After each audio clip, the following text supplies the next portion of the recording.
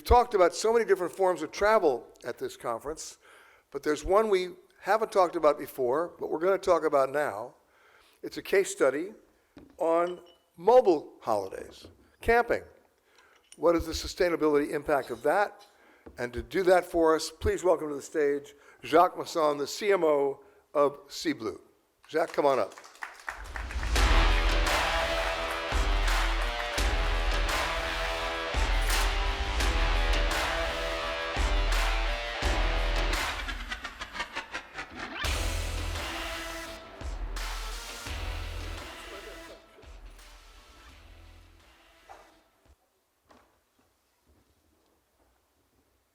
So let's get down, first of all, to a definition of camping, because my definition of camping is a bad version of the National Lampoon vacation movies. Then there's camping, there's glamping. Basically, it's the impact that you have, if we're talking sustainability, of when you go outdoors to a place that, you know, doesn't have the built-in infrastructure. You're bringing the infrastructure. The question is, what is the impact that you're having? What is the impact? What are you leaving? How has that definition changed, and what are you guys doing about it? Thanks, Peter. First, camping is a safe place for family where you can experience freedom. Freedom to be inside your mobile home, outside, at the swimming pool, wherever, in a safety place. And that's what the people want to live as an experience when they come to camping. They want to live freedom in a safety place. So that's key things about the camping industry. But that really hasn't changed. That hasn't changed, but initially it was with tents and potatoes just for the lightnings, and you remember that. Now it's not about that. We have mobile homes. And in the case of Siblu, it's at the heart of our business because, in fact, we sell mobile homes to our customers, and we have more than 12,000 owners of mobile homes in our 33 campsites in France and the Netherlands. And our business... Let me just stop you for a second, because I remember the original mobile homes. They might have had a tank of propane gas, and they might have had a little bit of electricity. It was really basic stuff. Today, mobile homes are solar. Mobile homes are hybrid. Mobile homes are renewable. I mean, you've really adapted quickly. We have to adapt. We still have to adapt because, for example, our owners of mobile home still have gas mobile home, for example. It will be a huge challenge for us to switch from gas mobile home to electricity mobile home. And that will be part of the plan that we have built. The way we have taken the subject of ESG for Siblu was very pragmatic one, and saying, okay, let's go step by step. As it was said in the previous panel, I mean, the best way to achieve this kind of plan is to go step by step, to be very pragmatic, and say, okay, where are our subjects? And so the first way to do it's a real audit of your carbon footprint. We did that with the French Agency for the Ecological Transition, ADEME, and we have published our audit, so it's totally public now, and we have said, okay, now, because it's part of the value of Siblu, it's about transparency, say, okay, this is our situation. We know that we have to move gas mobile home to electricity mobile home. We know that we have to help our customer to think in the different way, the way to come to our mobile home and to our campsite, because the highest level of carbon is from the travel from their house to our campsite. So we have to help them to choose a more electrical mobility way of coming. So we have to provide them with the possibility to do it. And what about the sites themselves? That needs to adapt. Yeah, exactly. It's also the other point is, in our action plan, we want to switch, and it's the first thing, we want to switch from gas to electricity. So it's a huge investment for us. But we want to go a bit further, saying that, as you said, mobile home can be solar now. And if you think in a different way, in the fact that your mobile home is not anymore only an accommodation, but it's also a source of production of energy, then you think totally differently the campsite. You have in fact, in our campsite, in average 450 a mobile home in our campsite. You can imagine you have 450 accommodation, which are also production energy supplier for all the rest of the campsite. So it can help us to produce energy for the swimming pool, for the lightnings, for everything in the campsite, and to be more autonomous on that. We cannot be totally autonomous, but we can provide the energy needed to maintain and to make it alive, and then to have a bigger footprint for the global system. It's been said, and I'm probably a good example of that, we don't really change our lifestyle when we change our location. People think they do, they don't. I remember a story a couple of years ago when a major resort hotel said, you know what, we're taking the TVs out of the rooms because our focus groups tell us they're on vacation. We're taking the phones out of the rooms because they don't want to be disturbed. And I said, you don't understand your audience. Your audience is already disturbed. They want to find out what happened on TV. They want the phone. Even if they don't use it, they want to know they have the option to use it. So then that gets into what's in the mobile home, right? How many microwave ovens do you need? How many color TVs do you need? Are there going to be gaming in there? I mean, it's not just about the energy, it's about the consumption too. Yeah, and having an ESG project is also a good opportunity to ask the question to your customers and your employee, and to really assuming they're going to give you an honest answer. Yeah, but we try to. I mean, that's part of transparency and the value that you have in your company and your brand with your customers. And we have asked them, okay, and we have made a test. And during 1 year, we had a mobile home only plug on our solar system, and we just put a family from March to mid-October, a family inside that mobile home, and we said, okay, you have to live inside that mobile home as normal, and we will measure if it's the energy coming from the solar is enough for you real living for 4 people with a washing machine, with a well-equipped, a high-level equipment of a mobile home. And is that family still together? Yeah, it was totally okay. And to be more, one of the big learning we had from that is the level of production, the energy we did during this experience was much more higher than the needs of the family. So it was so you could adjust. Yeah. And then it's also for us, one of the key learning is that then we can reuse this energy. We can use it for the car when they want with a car. We know that by 2030 it will be, I think it will be in France, 15% of electrical car. It's not so much, but it's quite big. And so if we want to help our customers to come in our campsite with a less carbon footprint, then we are able to provide them energy with their accommodation. What about size itself? How have you figured out the square meters of what will work within a defined sustainable model?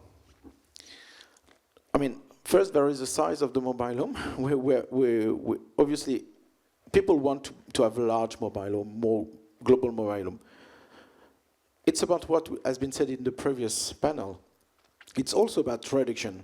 You will not reduce the quality of lifestyle, but you will reduce what you can have in the mobile home by providing energy for the real use and not promise too much. Initially, in our contract, we give people a big part of energy, a global forfeit of big energy. They were happy of that. But when we look at the real figures, in fact, nobody really use all this volume of energy. So by doing the analysis, by very, very practical on the figures, we said, okay, don't promise too much. Be just realistic, go to the real figures, and if you need a bigger consumption, then you can push it. And the other point is also about isolation. One question on the energy use. Have you gone into sort of like a negative incentive? Meaning, you can't exceed this, and if you do, it will cost you 3 times as much?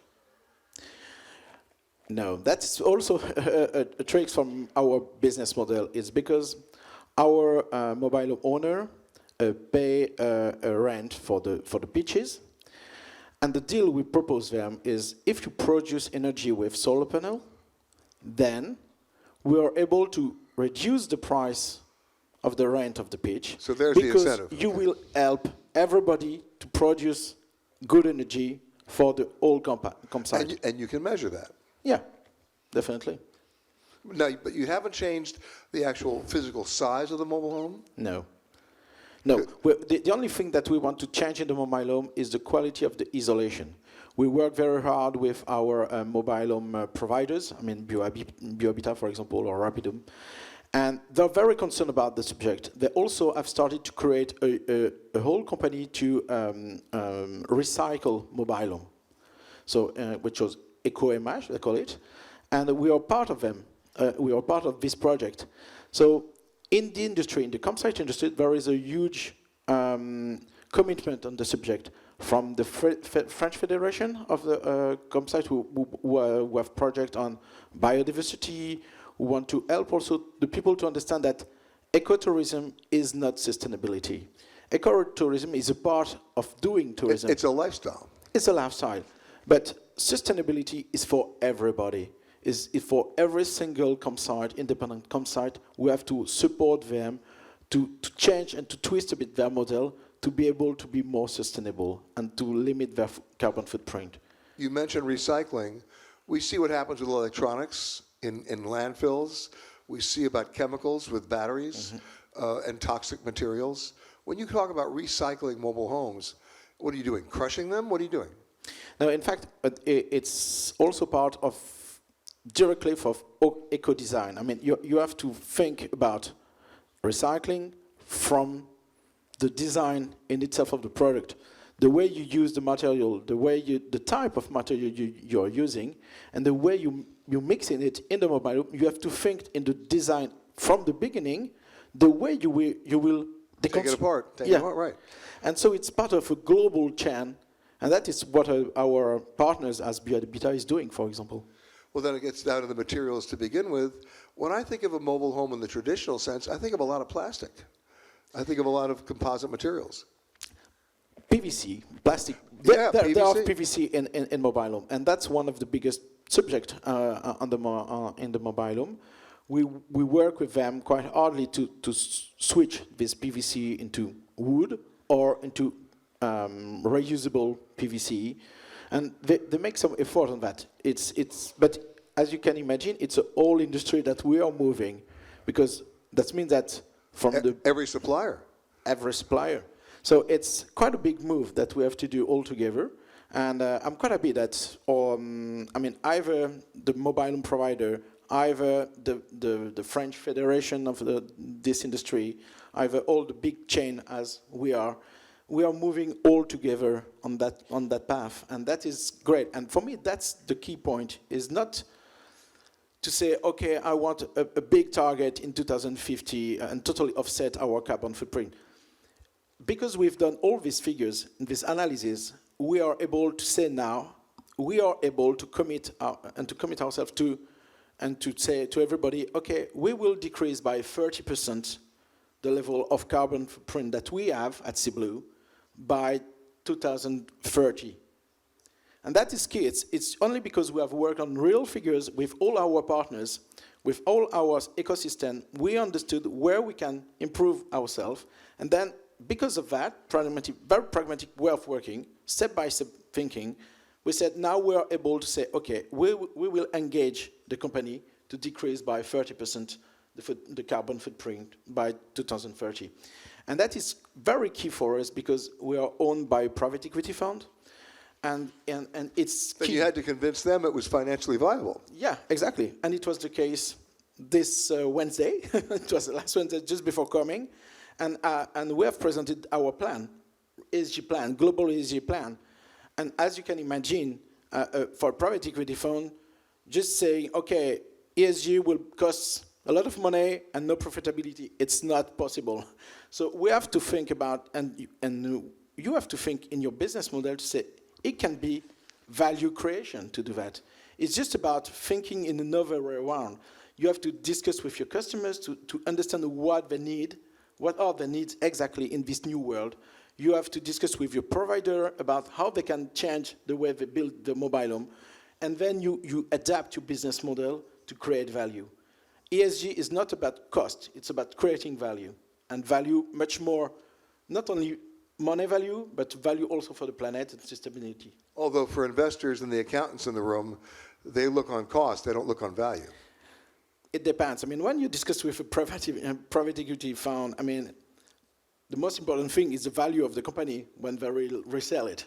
So, and what happened now in the finance industry is that all these private equity funds now have to select if they use what we call Article 8 or 9. It's the way they are investing in the green company or not. And because of that, the multiple of value will be higher or not. The bankers, they are building now their teams to score the companies to give loan, and the level of the loan will be depending on the score of your ESG score as a credit score. So all insurance companies are moving also in that way. So the level of the amount you have to pay to your insurance company will be depending on your ESG score. So this industry is moving, the whole financial industry is moving.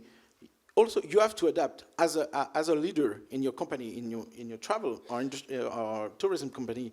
If you want to still have money to develop your company, you also have to change.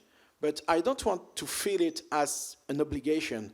For me, I see it as an opportunity to twist a bit the model, to rethink, to discuss with your customers, with the suppliers, and to redefine your model. So when you made your presentation to the investors last week, did they see it as an opportunity or as an obligation? They're really happy of that, and they really see an opportunity. Definitely, I can tell you, I mean, they're really happy of what we have proposed. We have a 40-point action plan on the next 8 years, and we have proven them that we are able to create value with this kind of action plan. Jacques, thank you for the presentation today. Thank you for the update. And when you invite me to go camping, I want a really big camper. Yeah, that will be a pleasure. And I will invite everybody also, because for us it's important. We will launch, because I thought about transparency, and I think it's key when you are doing an ESG project. You have to communicate on that, on the right time and the right moment. For us, it was the right time to announce this project here in that place. But it's also the right time to engage your employees. And we will announce our big project in end of January. And at that time, we will launch a website called Siblu for Good. And then we will share with everybody our action plan. And we will share this URL, I mean, sibluforgood.com. And everybody will be able to see our concrete action. Every 3 months, we will update it. And it's for us, it's key to say that also to our employee and to everybody. And you know, I love to quote